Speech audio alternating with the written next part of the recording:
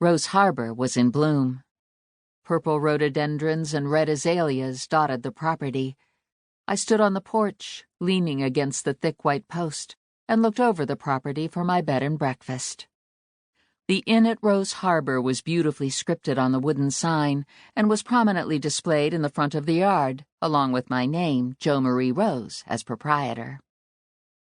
I never planned on owning or operating a bed and breakfast, but then I never expected to be a widow in my 30s either.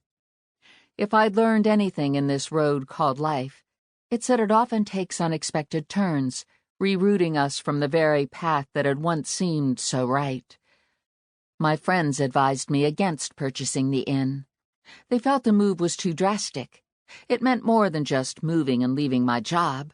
It would mean an entire life change. Many thought I should wait at least a year after losing Paul. But my friends were wrong.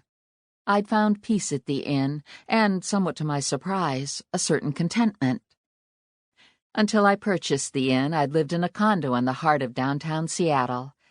Because of my job and other responsibilities, I hadn't had pets, well, other than as a youngster. But shortly after I moved to Cedar Cove, I got Rover. In only a few short months, I'd grown especially fond of him. He'd become my shadow, my constant companion. Rover was a rescue dog I'd gotten through Grace Harding, the Cedar Cove librarian.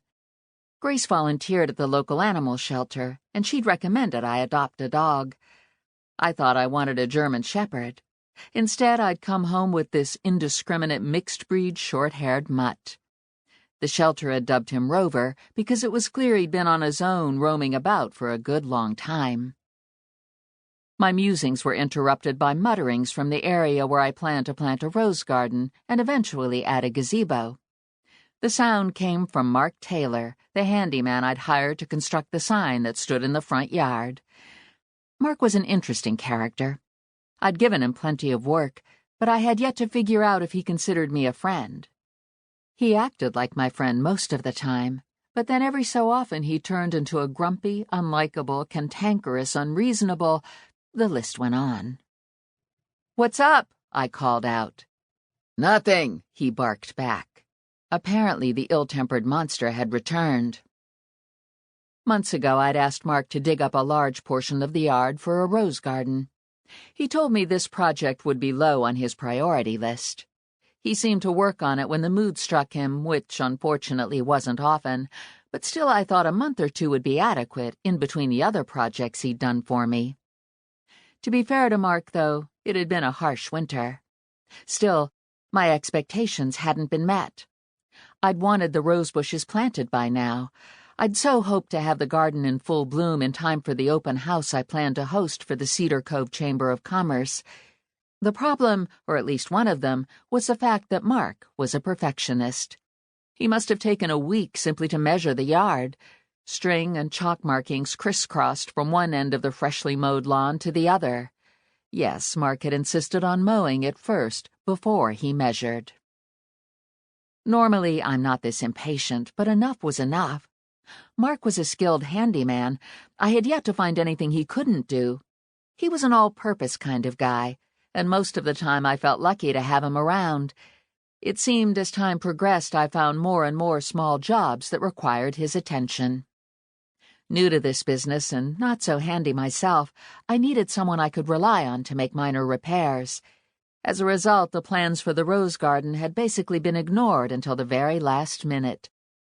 At the rate Mark worked, I'd resigned myself to the fact that it wasn't possible for it to be ready before Sunday afternoon.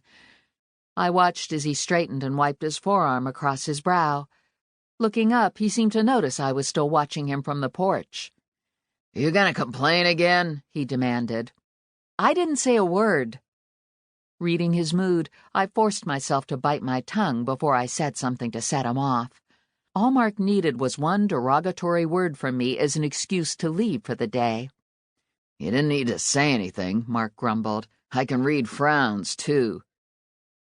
Rover raised his head at Mark's less-than-happy tone, and then looked back at me, as though he expected me to return the verbal volley. I couldn't help being disappointed, and it would have been easy to follow through with a few well-chosen words. Instead, I smiled ever so sweetly, determined to hold my tongue. All I could say was that it was a good thing Mark charged by the job and not by the hour. "Just say what's on your mind," he insisted.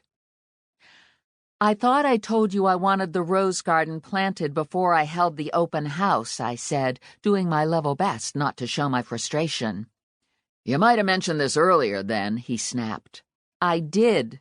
"Clearly it slipped my mind." "Well, don't get your dander up." It wasn't worth fighting about at this late date. The invitations were mailed, and the event, ready or not, was scheduled for this very weekend. It would be nothing short of a miracle if Mark finished before then. No need to get upset about it now.